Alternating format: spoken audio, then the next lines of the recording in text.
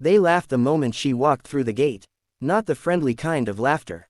The kind that slid sideways, sharp and dismissive, the kind meant to cut a person down before they ever had the chance to stand tall. Boots scuffed on concrete. A few voices murmured just loud enough to be heard. "That's the new one. She looks lost. Probably admin." Someone else snorted. "Won't last a week." She heard every word. Commander Elena Ward adjusted the strap of her duffel bag and kept walking. The base was waking up around her, diesel engines growling to life, the smell of jet fuel hanging heavy in the air, the distant thud of rotor blades testing their rhythm against the morning sky. Flags snapped in the wind. Orders were barked. It was the sound of readiness, of people who believed they knew exactly who mattered here. No one saluted her. That was intentional. Elena had asked for it to be that way. She'd arrived in plain utilities, rank insignia removed, hair pulled back tight and unremarkable. No entourage, no announcement, no ceremony, just another transfer, another name on a clipboard. To them, she was the new girl, dropped into a base already stretched thin, already tense from months of high-tempo operations and leadership turnover. She had commanded fleets. She had negotiated ceasefires and authorized life-or-death missions that would never be spoken about outside secure rooms. She had buried friends. She had carried the weight of thousands of lives in decisions that had to be made in seconds. And now she was being sized up by a group of junior officers who thought her quiet stride meant weakness. Lieutenant Harris was the first to openly challenge her. He blocked her path near the operations building, leaning back on his heels with a grin that didn't reach his eyes. "You're Ward, right?" he asked. "New transfer." "Yes," she said calmly. "Good," he replied, "because things move fast here. We don't have time to slow down and explain everything. So just stick to what you're told, yeah." A few people nearby chuckled. Elena met his gaze. Understood. That seemed to disappoint him. He'd been looking for resistance, for insecurity. Instead, he found a stillness that made him uncomfortable. Over the next few days, the tests escalated. She was given incomplete information before briefings. Assigned impossible timelines. Corrected publicly for mistakes that weren't hers. Equipment she requested arrived late, or not at all. Conversations stopped when she entered rooms. Doors closed a little too quickly. It wasn't one big attack. It was death by 1,000 small cuts. And through it all, Elena said nothing.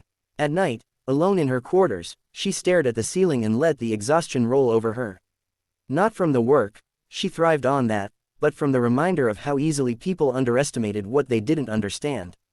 How often authority was mistaken for arrogance and silence mistaken for submission. She could end it all with a single sentence. She could walk into the command hall, pin on her rank, and watch jaws drop. But leadership, real leadership, wasn't about shocking people into obedience.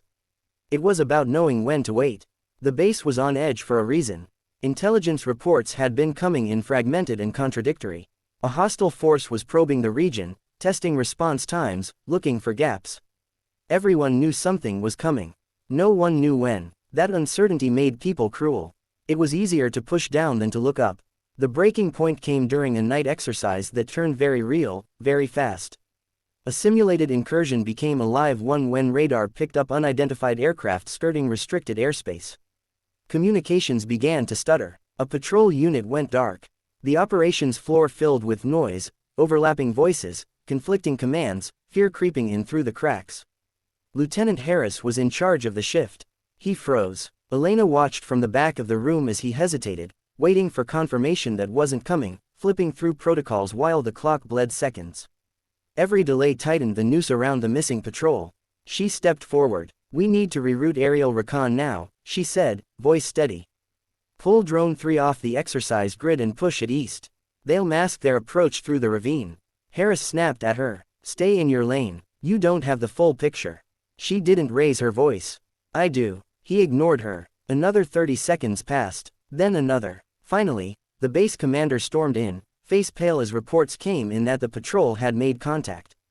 Shots fired. Casualties unknown. "Who's running this?" he demanded. Harris swallowed. "Sir, I reroute the drone," Elena said again, louder now. Now, the room went quiet. The commander turned toward her, eyes narrowing. "Who are you?" She met his gaze. "Someone who doesn't want to attend another memorial." There was no time to argue. "Do it," the commander ordered. The drone feed snapped to life over the ravine just as hostile units were maneuvering into position. The patrol, battered but alive, was pinned down exactly where Elena had predicted. Her instructions came fast, precise, unshakable. She coordinated air cover, redirected ground units, adjusted extraction timing down to the minute. The chaos settled into order around her voice, like iron filings snapping into place around a magnet. When the patrol was finally pulled out, wounded but breathing, the room exhaled as one.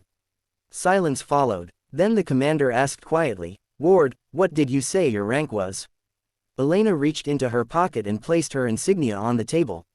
"Admiral," she said. The sound that followed wasn't laughter. It was disbelief. Faces drained of color. Harris looked like the floor had dropped out from under him. The same people who had mocked her, dismissed her, tested her, now stood frozen, confronted with the truth they'd never bothered to ask for. The commander straightened and snapped a salute so sharp it echoed. So did everyone else. The next morning, the base gathered in formation under a hard blue sky. Elena stood before them, rank restored, posture calm, eyes scanning the faces of men and women who now understood exactly who she was, and what they had done. She didn't raise her voice. "I didn't come here to embarrass anyone," she said. "And I didn't hide who I was to trap you." She paused. "I did it because respect that only appears when rank walks into a room isn't respect at all." Her gaze found Harris. Not with anger. With clarity. This base is under pressure. Mistakes will happen. Fear will show itself in ugly ways.